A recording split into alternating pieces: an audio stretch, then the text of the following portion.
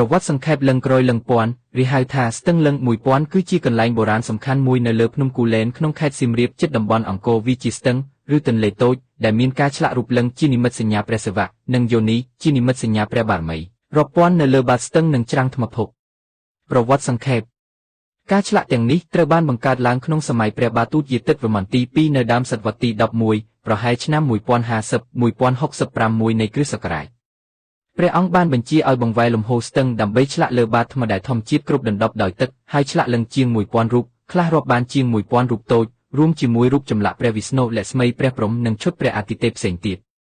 គោលបំណងដើម្បីធ្វើឲ្យទឹកស្ទឹងនេះបរិសុទ្ធនិងមានបារមីព្រះសិវៈជានិមិត្តសញ្ញាការបង្កើតនិងការបន្តពូជដើម្បីជួយឲ្យដីស្រែក្រោមភ្នំមានជីជាតិនិងទឹកហូរល្អសម្រាប់កសិកម្មវាក៏ជាផ្នែកមួយនៃការគោរពព្រះសិវៈនិងពិធីសាសនាហិណ្ឌូក្នុងសម័យអង្គរ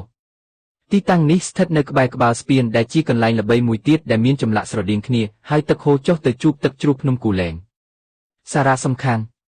ភ្នំគូលែនជាទីកំណើតនៃអាណាចក្រអង្គរព្រះបាទជ័យវរ្ម័នទី2ប្រកាសឯករាជ្យនៅឆ្នាំ802នៅទីនេះហើយលឹងក្រោយលឹងពាន់នេះបង្ហាញពីជំនឿសាសនានិងបច្ចេកទេសឆ្លាក់ថ្មដ៏អស្ចារ្យរបស់ខ្មែរសព្វថ្ងៃវាជាកន្លែងទេសចរធម្មជាតិប្រវត្តិសាស្ត្រដែលភ្ញៀវទេសចរចូលចិត្តងូតទឹកចាត់ទុកថាបរិសុទ្ធនិងមើលចម្លាក់ក្រោមទឹកច្បាស់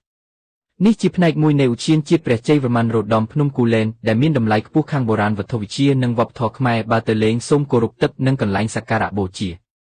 ជាពិសេសនោះសូមខន្តីអភ័យទោសពីពុកម៉ែបងប្អូនផងដែរប្រសិនបើមានការខុសឆ្គងដោយប្រការណាមួយនោះឬក៏អក្ខរាវិរុទ្ធឬក៏ការនិយាយស្ដីឬក៏ការតុបតែងរូបភាពឬអក្សរសូមមេត្តាខន្តីពីសំណាក់ពុកម៉ែបងប្អូនផងដែរសូមអរគុណ